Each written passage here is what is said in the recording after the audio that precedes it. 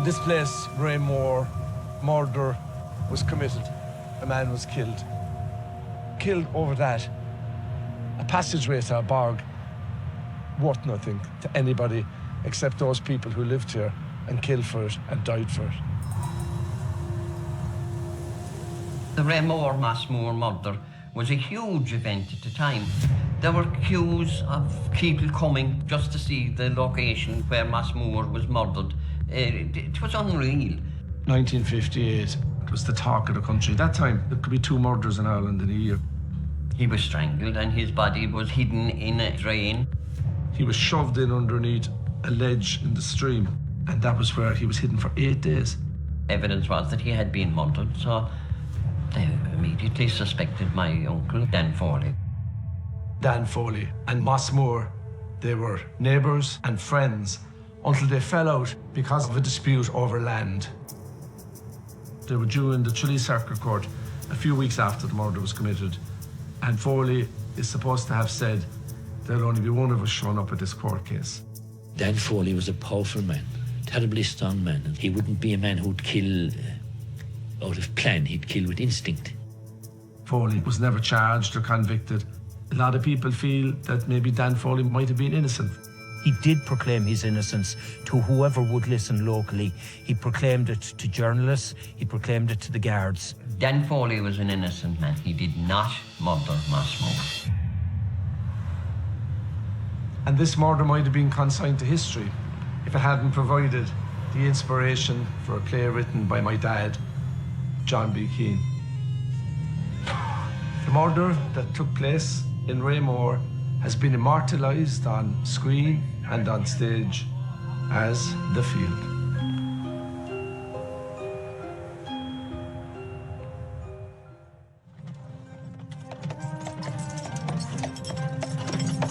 Whoa, Bessie. Whoa. There she is. Jesus, will you look at her eyes? Amazing. 30 years, like half a lifetime ago. It's one of those movies, I do think it holds up. I think it's this movie that people seem to like, you know? And our father's father dug that soil with their bare hands, built those walls. Our souls is buried down there. And your sons will take care of it, boy. Did you get my meaning? It's a little bit Shakespearean, the old field, you know? It's a little bit like big speeches. Bull coming into the barn, he won't drive us out, outsiders, all that. Because it's melodramatic and very fun and interesting, you know? The English are gone, Bull. Gone? But not forgotten, Flanagan. No outsider will bid for my field.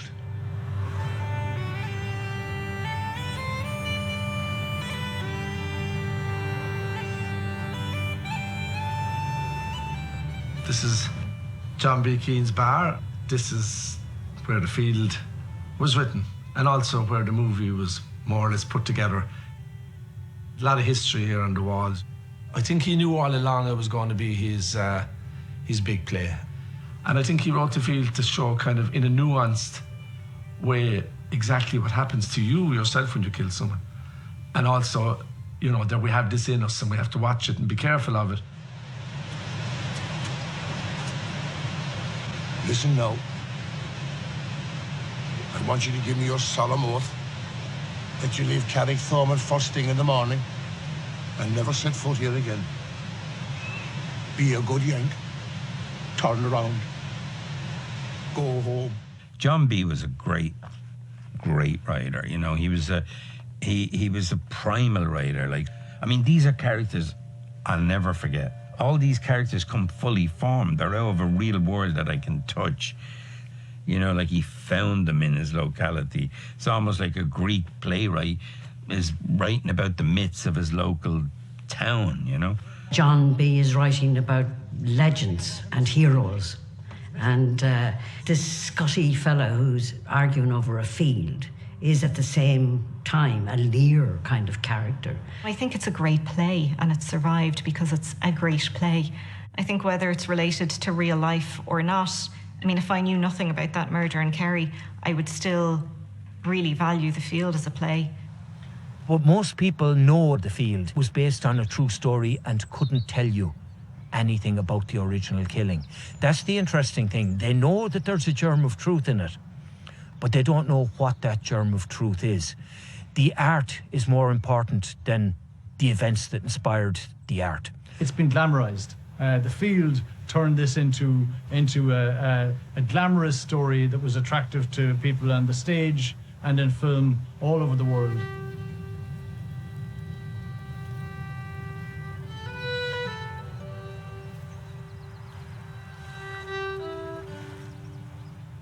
It was in this spot, Pedlar's Lake at the Connor Pass, in the heart of the Dingle Peninsula in County Kerry, that a donkey, a stuffed donkey, was dropped from the cliff into the lake below. It was the opening sequence of the movie The Field, which was based on a play my dad wrote back in 1965. Most of the movie was shot in Linan in County Galway. This was the only scene shot in Kerry. But this is quintessentially a Kerry story. It's the story of a field. It's the story of what eventually led to the death of a man and to the ruination of the life of another man and his family. 1958, a murderer escaped justice. Somebody got away with it, and it's always fascinated me. Dad, and most people, I would say, felt that Dan Foley was most likely the murderer. But the more I look at it over the years, I've second thoughts about that. Foley could well have been an innocent man.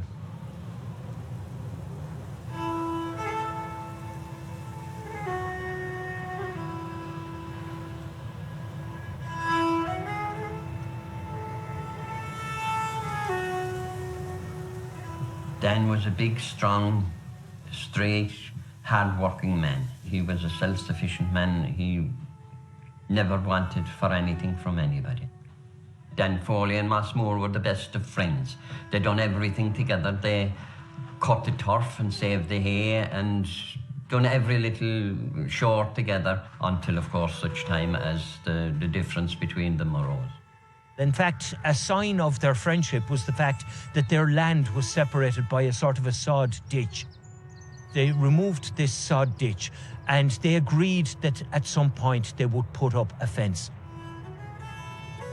The problem arose when Dan Foley put up the fence on his own without checking with Moss Moore. The country was so open, it had to determine boundaries in the area, you know, so he thought that he had some right to the bit of ground, and Dan wasn't disputing any, whether he owned it or whether Moss Moore owned it. He was only trying to restrain his cows from wandering, so it developed anyway, and there was a court case pending. Moss didn't want a confrontation. He decided the best course was to go to the law, and so he took him to the circuit court for trespass. Basically, he wanted compensation for Dan Foley having taken a half an acre of his land, and that's what led to the falling out between what previously had been neighbours who cooperated and friends. Moss Moore had feared for his life, and he had gone to the guards to say he thought that Foley was chasing him and stalking him, and the guard said they could do nothing. It was a civil case. It was going up before the court, and the next thing, one night, Moss Moore was going home from a card game and didn't arrive home.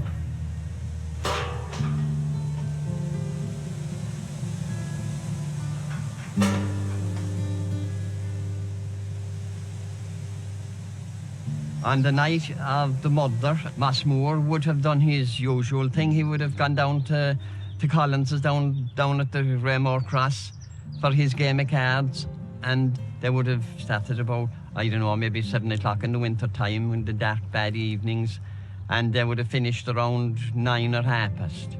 So Moss Moore would have taken a shortcut across the fields and come in here into his own house. From here on in, it's speculation, but it's speculation based on the evidence that was uncovered afterwards. It's believed as he came towards his own house, he was confronted by Dan Foley.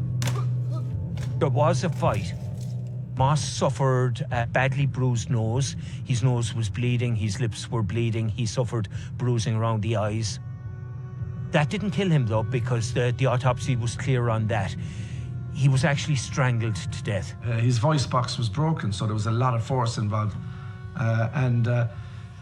It would have taken a very strong, big man to do it. So a lot of people point to Dan Foley was a big man. He was the bull, you know, in terms of physical size. Now, Dan Foley ended up with scratch marks on his face. He said that he'd got them in a tussle with a bull. But the coincidence is too strong. They were around the time of the fight. He was shoved in underneath a ledge in the stream. It was the stream, you could jump the stream maybe, you know, it wasn't that wide. And that was where he was hidden for 8 days. The first day that Moss Moore had been reported missing, a report went into the Garda station in Tralee that Moss Moore had been murdered.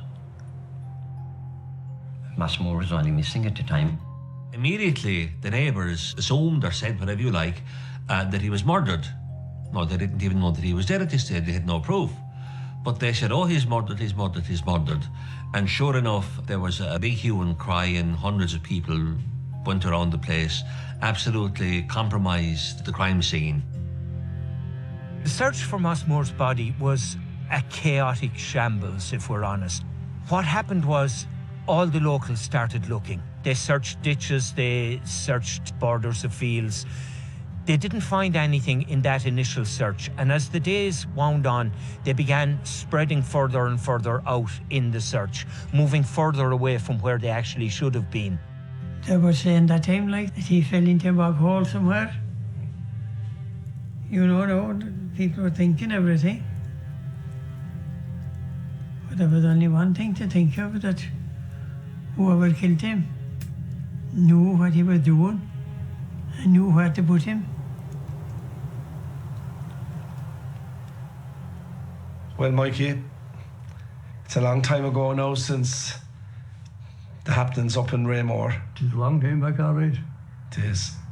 You were, I think, 18 when it happened, was 18 or 19, you know. Yeah. The search for Moss, it went on for, was it 8 days? Oh, 7 or 8 days. Yeah. It must have been tough going on the family. The search was tough going on the family, without a doubt. And tough going everyone that was at it, like. Yeah, the weather. Because the weather was bad. And the terrain was rough. You could be walking down and someone wouldn't see him nearly. Yeah. After about a week, it was decided to start at his house and begin spreading out. And on the 8th day, a guard was in the west ditch where the body was eventually found with a stick poking, and he poked something that felt soft. And when he dug it up, it was a cap, and it was identified as Moss's cap. And sure enough, about 40 yards away from that, they finally found Moss's remains, wedged in to the edge of the stream, covered by overhanging vegetation. The guards were not used to handling a big crime. It was a small, rural part of the country, and to a large extent, they were doing a search and rescue operation. They weren't doing a murder investigation until they had the body, so they weren't treating it like a murder investigation. It meant that when they finally had a crime scene to examine, all they had was muck and footprints. There was no crime scene to examine. It had been destroyed because the guards hadn't locked it down. The house behind me, Moss Moore's house, was open to the public, more or less, and there was no crime scene or anything like that. They held a kind of a wake or something in the house. Any evidence that was there was destroyed. They hadn't the same means, I suppose, then as they have now in terms of DNA. It was a media circus, and one of our first media circuses. The crime itself was shocking, and in 1950s rural Ireland, that was rare. My parents, Padraig and Joan, were working on the story. It was a really big story at the time. Cameras were pretty new at that time. It was a bit of a novelty to be photographed. People were quite charmed to have their pictures taken. You can see even some of the guards in the picture are smiling for the camera and so on. And you didn't have a television service in Ireland at that time, and people really depended on those images and the print media to tell the story. It was a huge story. It made all the papers. We had no television, but it made the radio, and it was a story that people talked about with horror. If Dan Foley killed Moss Moore, Dan got away with murder. But if Dan Foley didn't kill Moss Moore, that killer stayed walking among the community for how many decades after getting away with murder?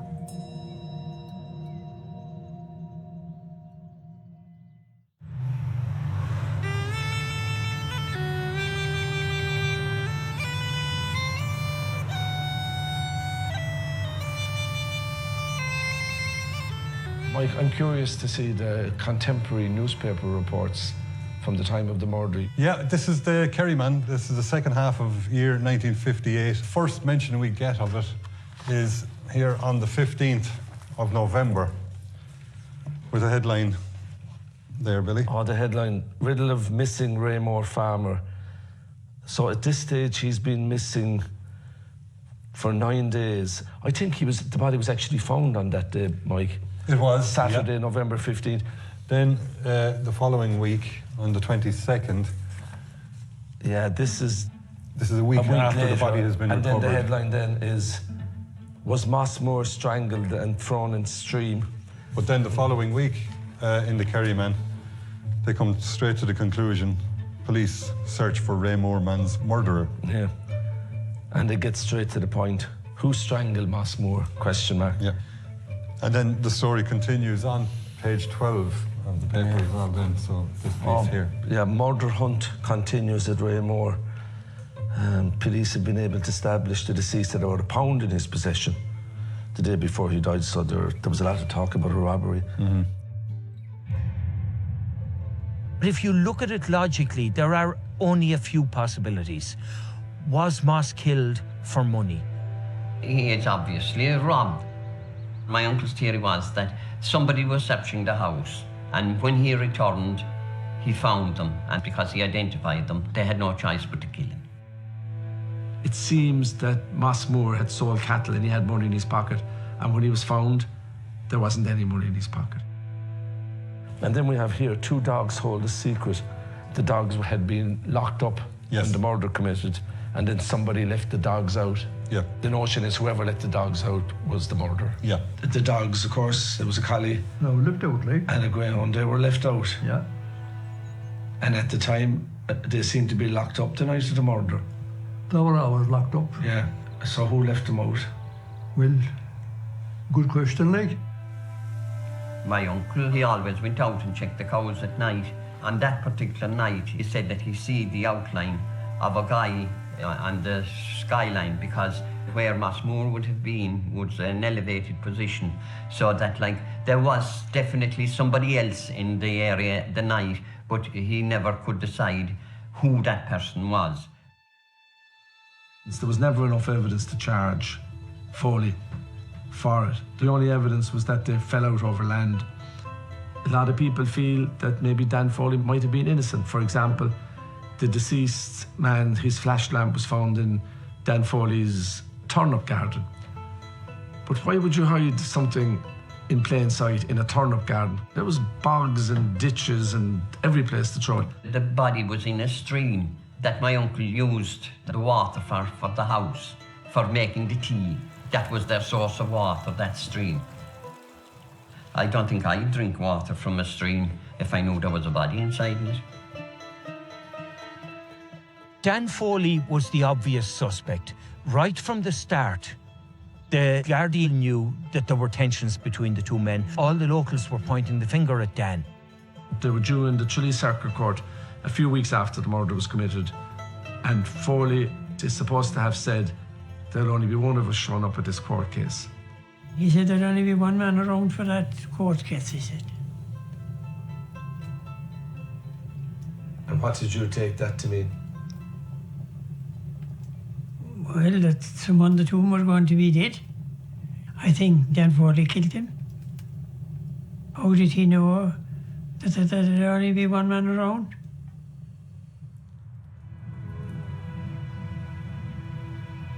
Everyone knew of the tension between the two men, and often a community knows what's going on beneath the surface. Everyone knew the court case was looming. So even though it seems like a leap now, at the time, it wasn't such a leap. Everybody there believed that he did the murder. And in a way, I suppose he was kind of condemned by his own people to a terrible life, a life of exclusion and loneliness.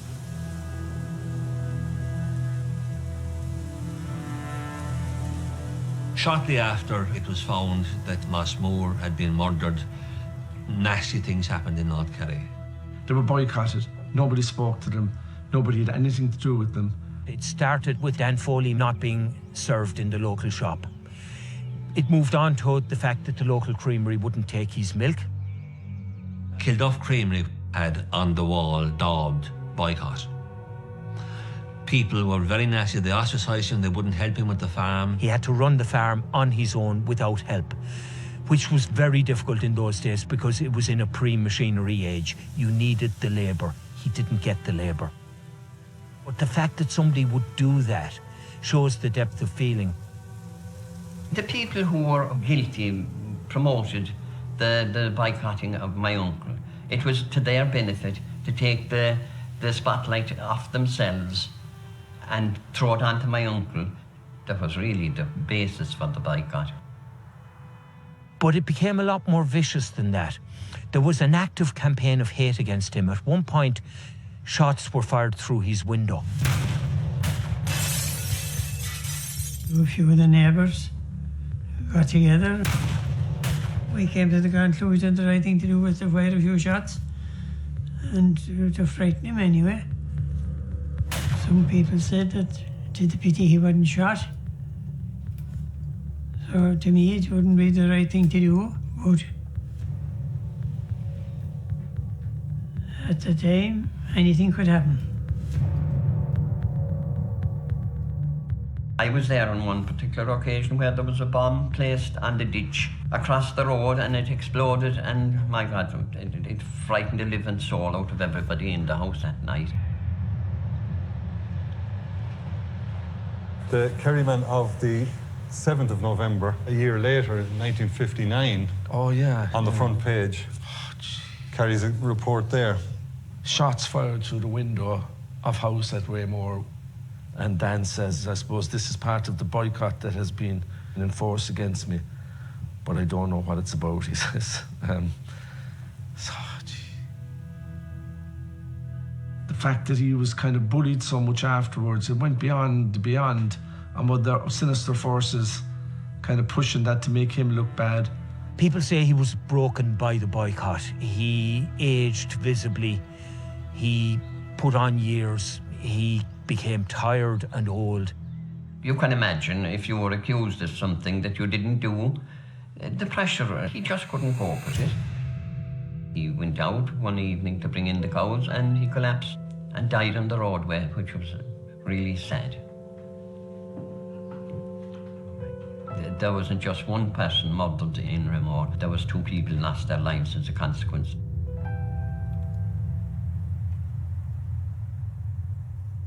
So, Mike, can we take it that after the attack on the house and the boycott, that's it, there isn't any more about the case after that? Well, until your dad writes the play in 1965. Yeah. So it all started off again? It all started again.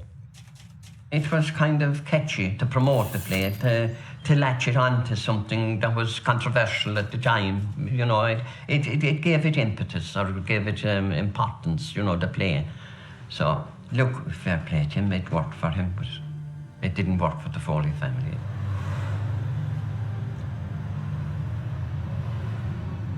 You could say that the Bull McCabe has elements of Dan Foley in him. The field, of course, is about a field, I originally called it a field by the river. But the field would be of that place and of that time, and there is no question but the play was inspired by the events that took place then, and by that crime. And yes, he would have inspired it. He would have inspired the Bull McCabe, you know. So we're here in Dad's study, he used to call it. It's very small to be as grandiose as a study. He couldn't swing a pusheen, never mind the cat in here. It was a tiny little space, but this is what he wanted. He had his view out the window, back Market Street, back as far as the Convent Cross. Wanted to be right in the middle of everything, talking to people. And when he died, famously, one of the neighbours said about him that John B., he said, he was the smartest man of them all because he took down what we said and then he charged us to read it.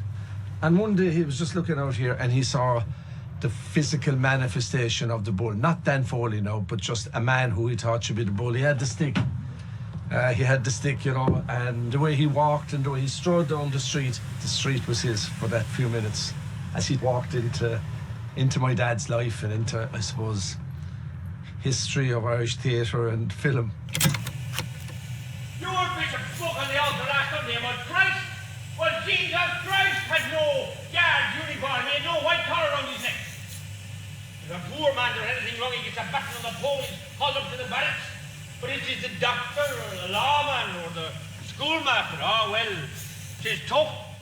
But there's a way out. There's a way out. And the law is the law no more. It's the part of a lifetime. You just see the bull as being this ferocious, powerful, tyrannical guy.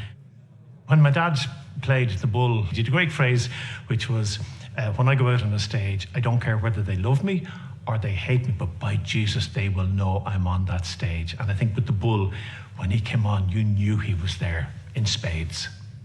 The bull is a tremendous character. I don't like him. Don't want to go for a pint with him. But I would want to watch someone perform him on stage. I seen an old priest last year come out to our house outside. And so Keane is being very intelligent in his construction of the character. It's easy to think murderers are monsters. It's easy to think violent people are someone else, and they're not like us. But we all have the capacity to act violently in situations of extreme pressure. Christ! Oh, he was definitely a baddie. We just love to see, you know, it's like the big shadow of the bad man. And then the writer then helps you to understand why he is the way he is. Even though you still think it's wrong what he does, you're there and you're compelled to watch. It's no accident that his nickname is the Bull, McHale. Use your head while you're able and stay away. That's right. If there's a big bull in the field, you recognise he's the bull. There's an element of absolute fear. I mean, if there's a boss man who runs the game, then everybody, it's as simple as that. He's the boss. Are you siding with that foreign bastard, Flanagan? Against one of your own? I have no choice, Bull. The sergeant was here this morning. He made the latest offer on behalf of the American.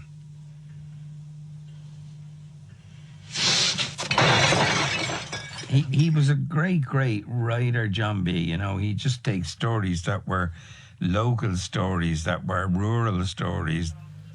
I think it was probably Ray McNally suggested it to me. He was saying, what about The Field as a movie? And I said, yeah, that could make a good movie. You know, it just had the true line. It's a murder mystery. It's small town. It's what happens in a small town, you know? I know when he wrote it, it took a terrible toll on him. He told me afterwards that he had moments when he was writing The Field that he thought he'd go out of his mind because he was trying to get inside the head of a murderer. And he felt at times that he was almost getting violent from it. He felt conflicted, I think, writing it as well because of the fact that he knew the people involved. But I think he was driven to write it. And I'd say somewhere in his heart of hearts, he was kind of saying, look, shouldn't be killing people. There's the man himself. He was open to changes. I think he understood that, you know, to make a movie out of it, you had to go where you had to go, you know. You had to extend it out, you know. I only welted that green grass, that lovely green grass, and you want to take it away from me, and in the sight of God, I can't let you do that. Can't you find another field? Another field. Another field. Jesus, you're as foreign here as that yank. Another field. Are you blind? Those hands, do you see those hands? Those rocks. It was a dead thing. Don't you understand? He is amazing in it, you know. Richard Harris off the scale, like, you couldn't, it's so unique that it's unique. But we were at loggerheads all the time. You're giving me a close-up. That's more than he gave me in this picture. I mean, Jim wasn't so sure. Thought I was too... Hear this, he thought I was too aesthetic. Anybody Little will flower. A little flower. Harris, too aesthetic. I mean, that's a joke in itself. You bring down the palladium on that remark. But I had to convince him that I could do it, so... I knew from the beginning I was going to play it. I mean, I started growing the beard right away. Look, Richard Harris, he's such a talker and such a bullshit storyteller. He's an amazing storyteller. You love him. Even when he's lying to your face, you kind of listen in awe. You're like, why am I listening to this? And it's not an ounce of truth in it, but he's convinced you that it is true. You know, it's like, yeah, Richard. They sent it to me to play a different part, play the priest. So I read it. And I said, look, you know, if you're going to make a movie of Macbeth, you don't ask me to play Banquo. When I make a movie of Lear, you don't ask me to play Gloucester. I play Lear, I play Macbeth. So I had to play the lead, I don't play it at all. Richard Harris do the priest, are you fucking mad? Like, Noel might have given him that as a way of asking him to read the script, you know? He would have never done it. He used to create all these fucking stories like this. This was nonsense, you know? In the right, black, now! He said he had this food allergy and that he had to go to bed for 2 days, and we got a nurse, then we got the local doctor who was a woman, and he didn't expect that. And she came out to me, she said, get him out of that bed. And that was the end of him being sick. Let them be looking on the bridge. Have them come to the bridge looking. It took probably 4 or 5 days for Jim and I really to sort of, I think, trust each other really, although we didn't distrust each other, but to trust, totally trust. He wanted to stand at the water, yeah, like, because he thought this was the best. And I was like, this is like a fucking something of the Bible, you know. It's like some mythical, biblical Noah character in the middle of the flood. And the truth was that when he stood there for 3 hours, which he did, that the spray from that water was so heavy, he literally found it very difficult to move because the weight of the water on his... But that's how crazy he was. He thought that's the right place to stand, and he didn't care if the water was on him. Freezing fucking water. Amazing. And it looks amazing now. You know, maybe a little bit too mythic and a bit too melodramatic, but way better than some mousy little character over in the corner. Oh my God, I'm heartily sorry for having offended thee, and I detest my sins above any other evil, because they displease thee, my God. The Bull McCabe was too big to die of any ordinary thing. He couldn't die of a heart attack. He couldn't die of cancer. He couldn't even die with a bullet. A bullet would be too small. And so at the end of the picture, when he wanders off into the elements to fight the elements, he is absorbed by the elements. And that is... That's a great way to die. It is, and you can't have a bigger death than that. And when it works, everybody says, you know, great, it's a great movie or whatever, and you know, it's the same as the play because you kept the soul of it. And when it doesn't work, it's kind of like you destroyed the soul of it. And you know, it's like, how did you manage to fuck that one up? 3 days ago in this parish, a man was murdered. He was beaten to death in a field not a mile from this church. For 3 days, the police have asked questions, but everywhere they go, they're met with silence. A silence of the most frightening and evil kind. The silence that protects a murderer.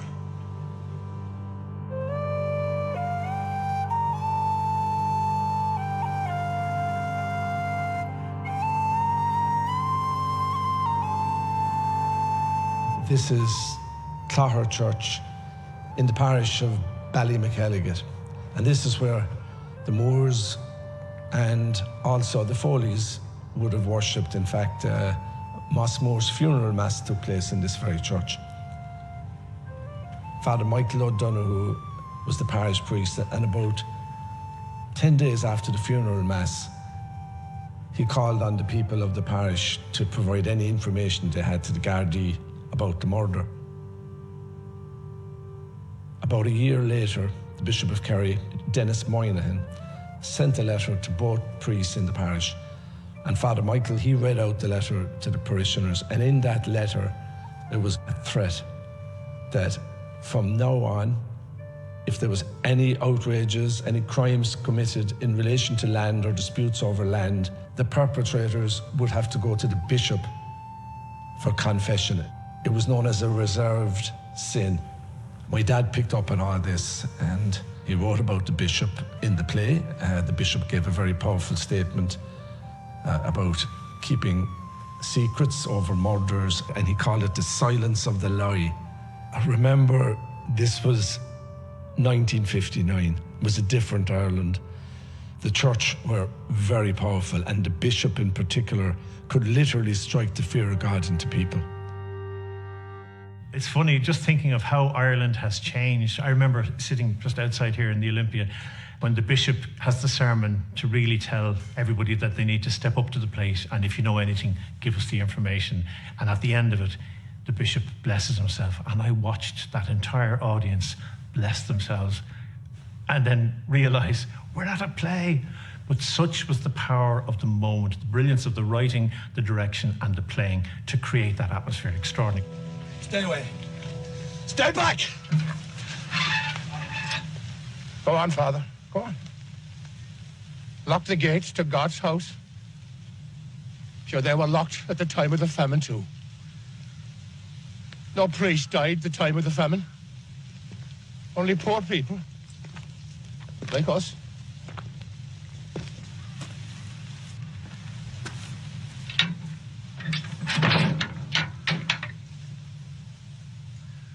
The thing about the plot where the silence of the community won't inform on the Bull McCabe, that, of course, is not the case. There was no silence from the Reamore murder. They had him hanged, drawn and quartered long before any trial came by. I actually tried to stop the showing of the field. You know, I tried to get a court injunction, but I failed. I don't know how important that was, but I tried. It was not a good thing for the Foley family. You know, people would look at you and say, oh, that's John Foley, or that's Mick or Tom or Jack or whatever, you know, that you were related to Dan Foley. When John Dee brought out the play in 1965, it was a huge success and brought back the whole thing again. And Dan Foley's people are adamant that Foley didn't commit the murder, and actually a lot of them have left the country as a result. The Foley family, they're scattered all over the world, and they feel they're still pressurized by the implication that Dan Foley was the basis for this film. It was never my dad's intention to hurt in any way the Foley family. The character in the play might be influenced by Dan Foley, but it's a mix of several other people and imagination. I defend my uncle and will continue to do until such time as I will have the opportunity to name who Dan Foley said murdered Moss Moore, but I can't do that now. The amazing thing now is that John Foley bought the land back where all this happened, back in the Foley name again. As regards the financial, commercial, farming, money-making proposition, it's not worthwhile at all. Because of the sentimental issues involved and the injustice that had happened there, I said that I would own that bit ground no matter what it cost me. So that's how it happened.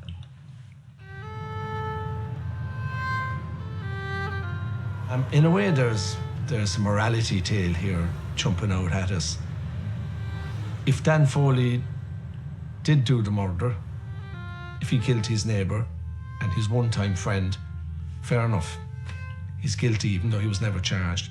But what if he wasn't the murderer? It meant that there were people who committed murder, who ruined a man's life, and it's unresolved. Murder victims' families always talk about closure. There has been no closure in Reamore.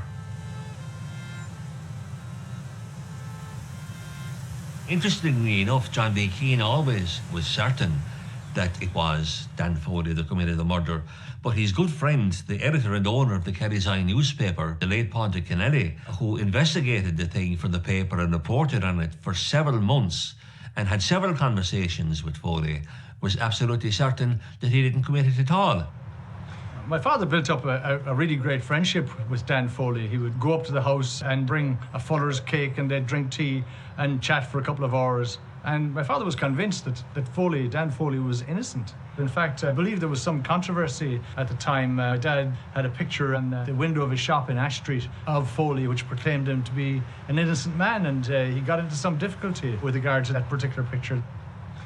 My dad, I think, had some theories about who might have been responsible, but he wouldn't share them with us. He kept a sealed lip on that story, but he was quite certain that Foley was not the man.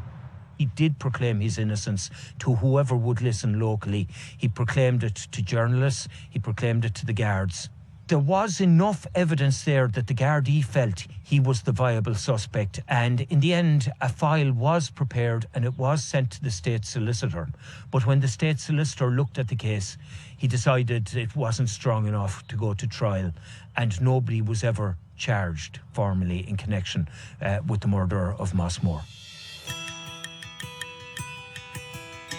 After meeting locals, after walking the land, after reading all the original accounts and going over it in my head, I don't see any other viable suspect. I am completely satisfied that Dan Foley did kill Moss Moore.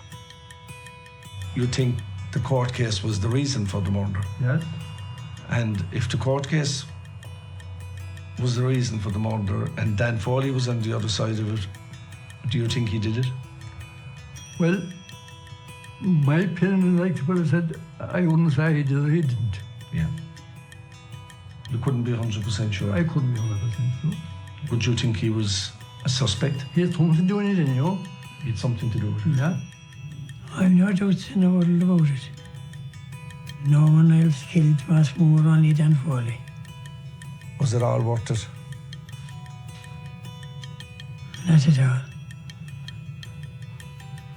I know and I'm totally convinced that my uncle was wronged, and I don't like people being wronged in such a serious matter. It has caused me great grievance and great trouble over the years. I've faced up to the situation as best I can.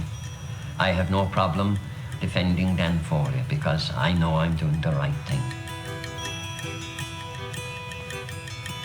There are those people advising me, look, let it lie. It cost Dan Foley his life, it cost Moss Moore his life, and it has brought this whole place into desolation, into ruination, if you like. I don't know.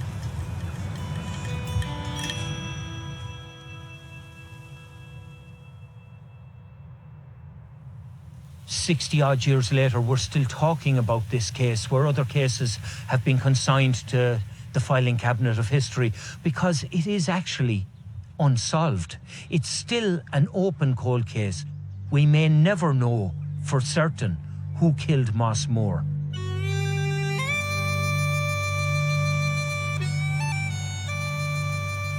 The more I know about what happened in Reamore, the less I know.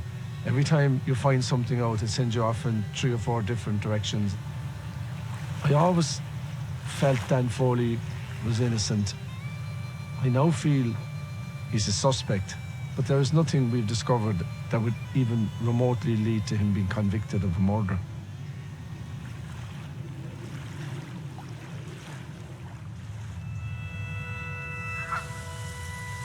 It's good to be back here with you again, John. You're welcome, Billy. You've always been a steadfast supporter of your Uncle Dan? Yeah, I always stood up and told anybody or everybody Dan Foley was an innocent man. I'd like to say to you that on behalf of my dad, you know, he's dead and Dan is dead, but I'd like to say to you that my dad didn't base it on Reamore word for word. It was a very broad outline. I hope everybody realises that when they look at the movie, when they go to the play, that they'll realise this is not Dan Foley that's appearing on stage here. Yeah. I hope that's of some comfort to you, John, because I know how much you've been through, and we really feel for you as a family, our family, so I just want to say that to you. I never had any animosity or any bad feelings in relation to John B. or to the play. The whole thing never related, in my mind, to Reamore. The one thing I can't understand, I understand you're sticking up for your uncle. It's not a cut and dried case. Nobody knows what happened really up there. But what I can't understand is you bought the place back again, John. You bought back Uncle Dan's land. I did, yeah. Maybe I'm a townie, maybe I don't get it as much, but I just feel this thing, and I think my dad did as well, that like it's just not worth it. Like it's causing, you're just getting into more trouble, and then the next generation will be landed with it and they'll wonder, what are we going to do with this? Are we letting down our father? Are we letting down our grandfather? Are we letting down our great-grandfather? And do you see where I'm coming from? Land is, in my opinion, something that you can't just acquire or get. It doesn't grow. Land is land. There was so much of it made, it won't multiply or it won't increase. Ownership of land is, in my opinion, everything, and I hope that those who follow me will have the same sentiment and pride in owning Reamore. You think you know who committed the murder? Yes. Yes. So why then don't you make a complaint to the Gardaí? It's a murder never ends. There's no such thing as a cold case. It just goes on forever. And my family are of the opinion that maybe I should call it a day and say no more about it.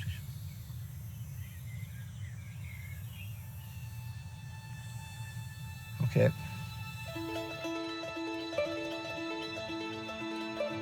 That murder still resonates to this day, here especially in this area.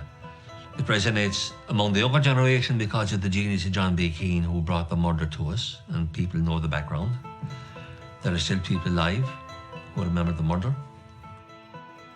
It takes over 100 years for these things to be forgiven and forgotten. Now, you can forgive, but maybe you can't forget. And John B. Keane has made the murder unforgettable.